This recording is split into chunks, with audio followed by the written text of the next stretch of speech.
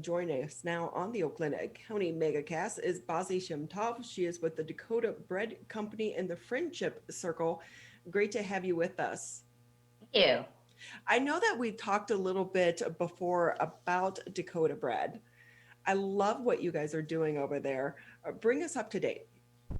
Yeah, so we are now open just over probably 6 weeks since we purchased Dakota Bread. And it has been, I have to say, one of the most incredible rides Friendship Circle has taken so far. And the coolest thing that I could say is that it feels like the entire community is rejoicing and celebrating in this acquisition. And having that sense that we really are a family has been overwhelming in a very positive way.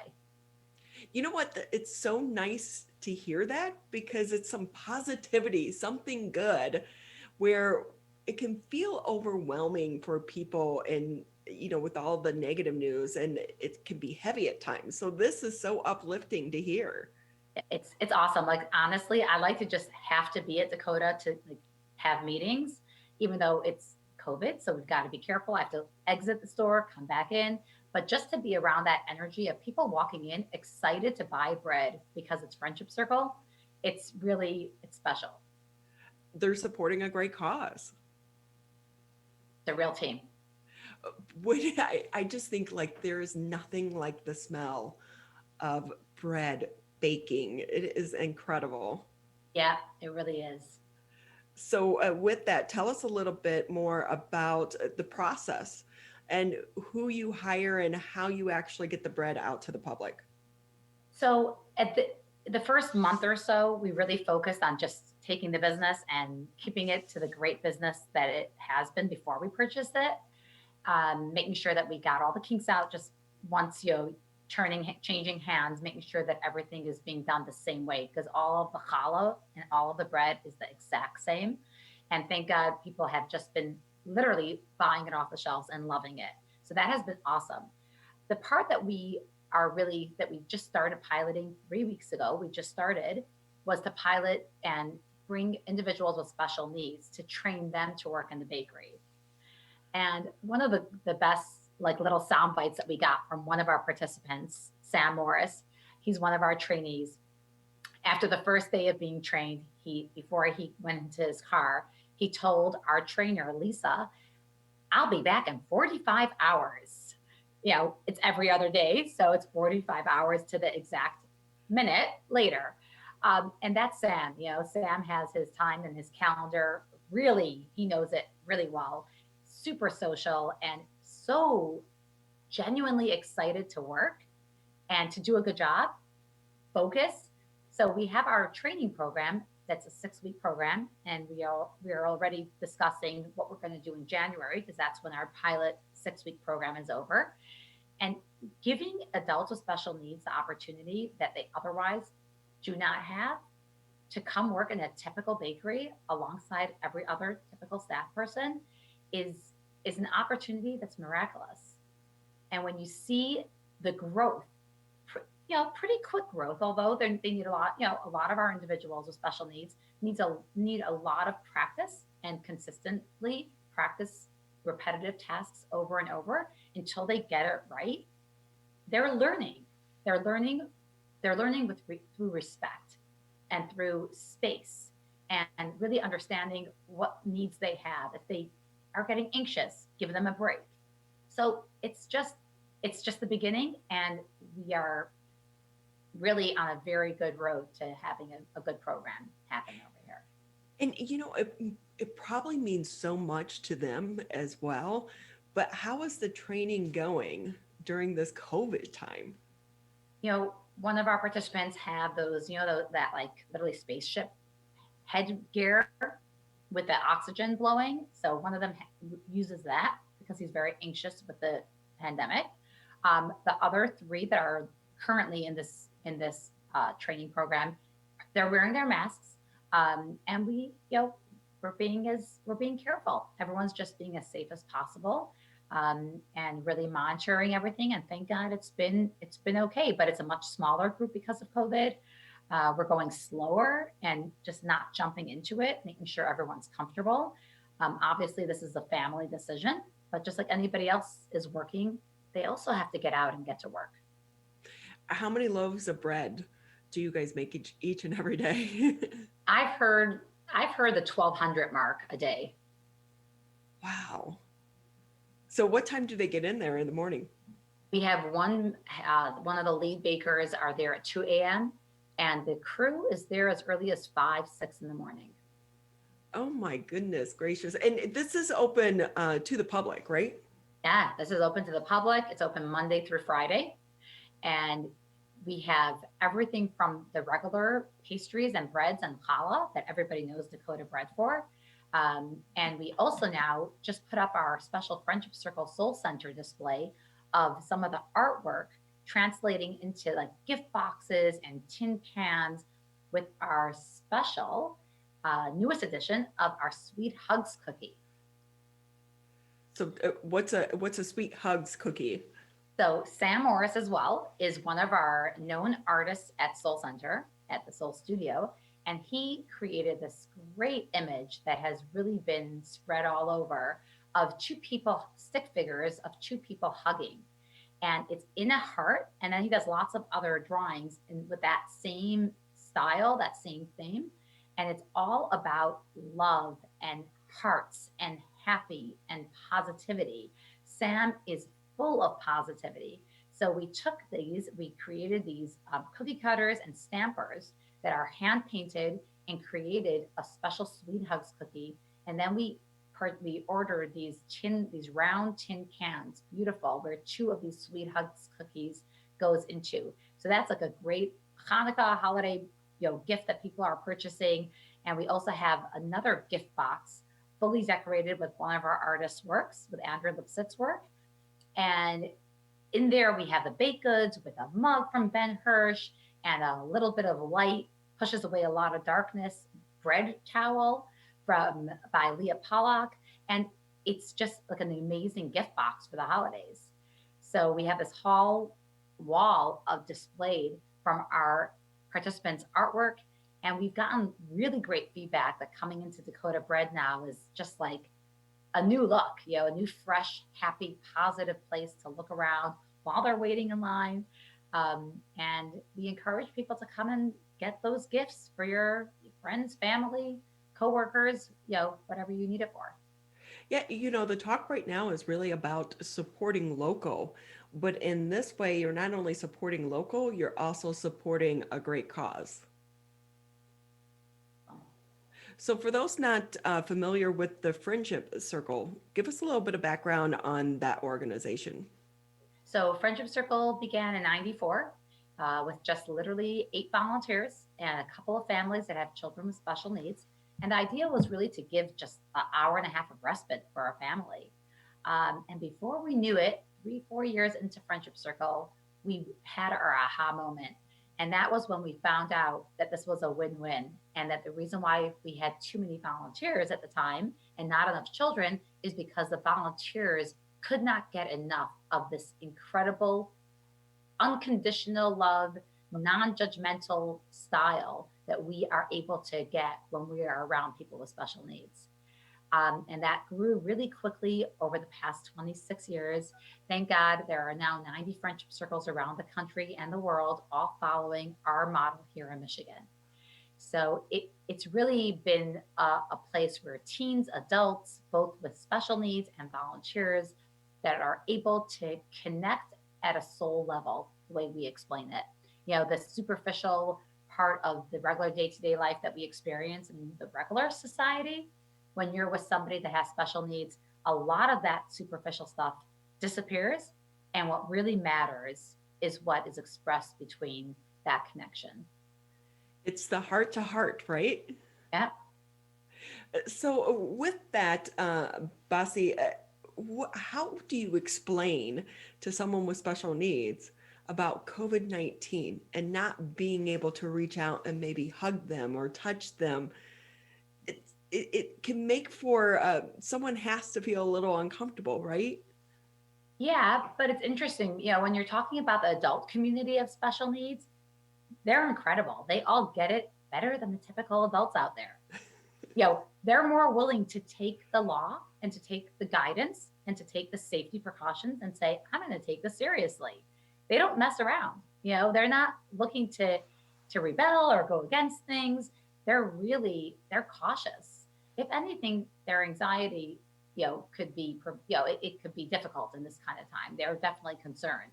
But it's been great. We've had small pods in our studio, and thank God everybody's with their masks, washing their hands, being very careful, socially distant. So they've been incredible.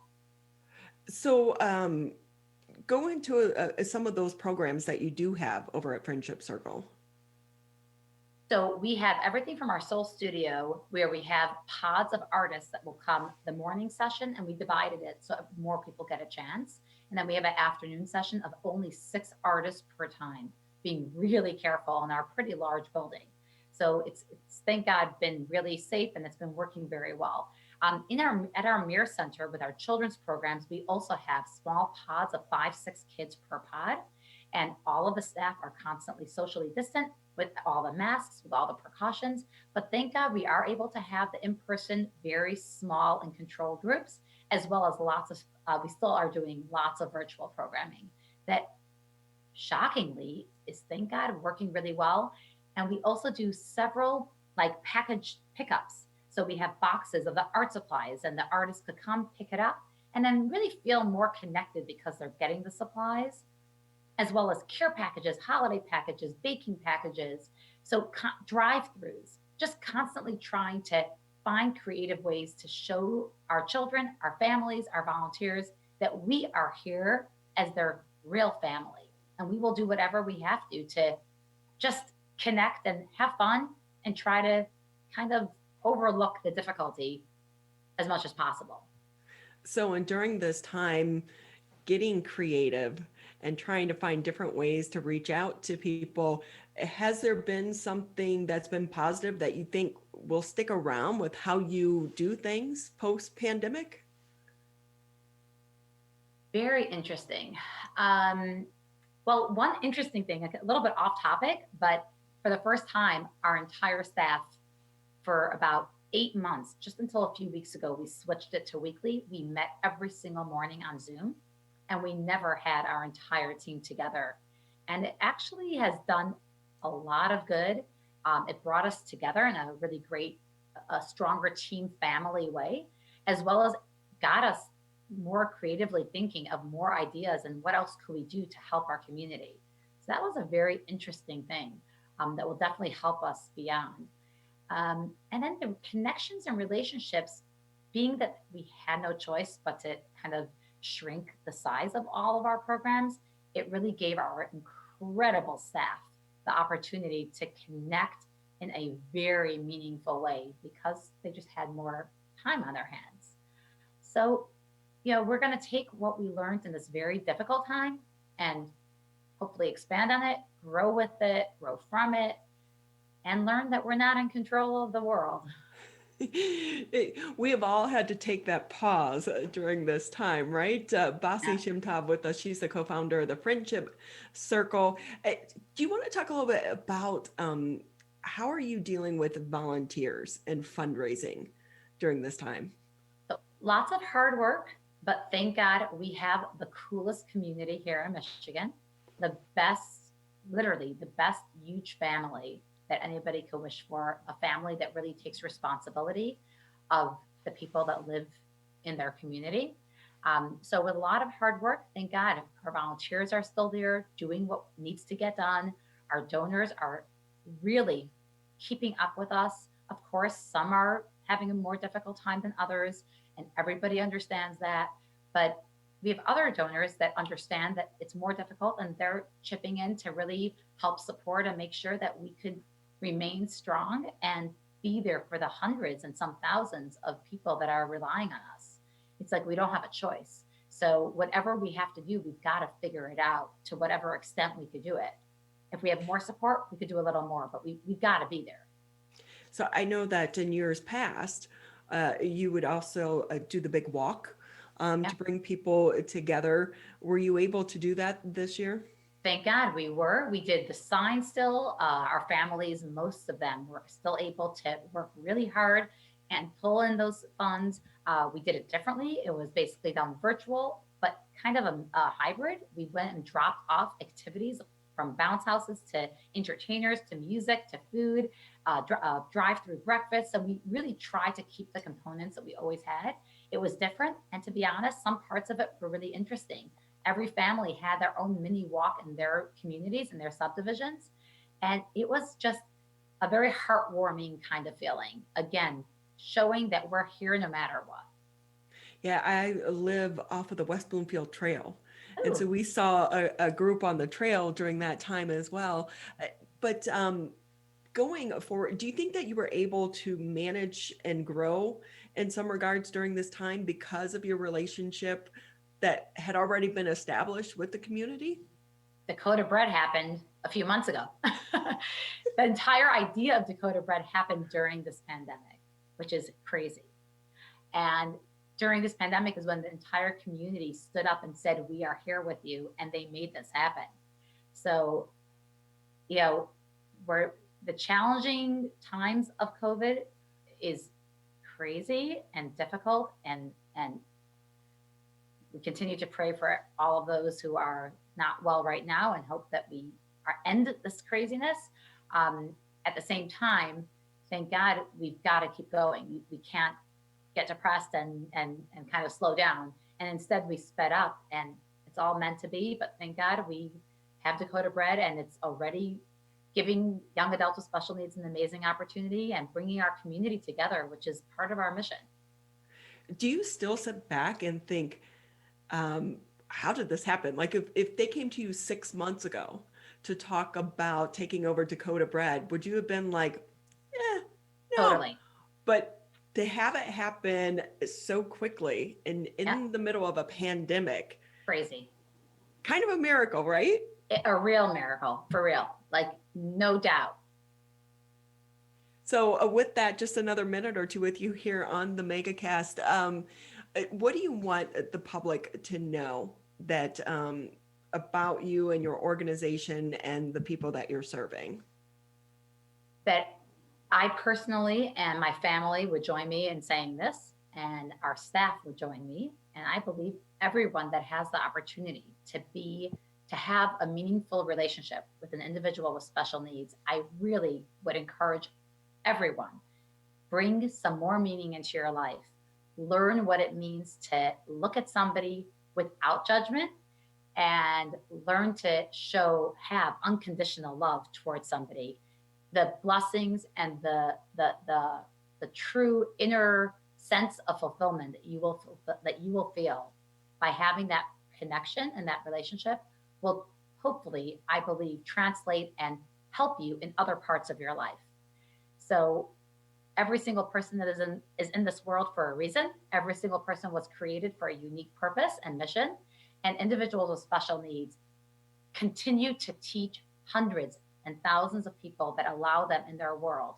So all of you businesses, I would really also recommend think about hiring somebody with special needs to your team. You will make your place a better place to work, a more successful place to work.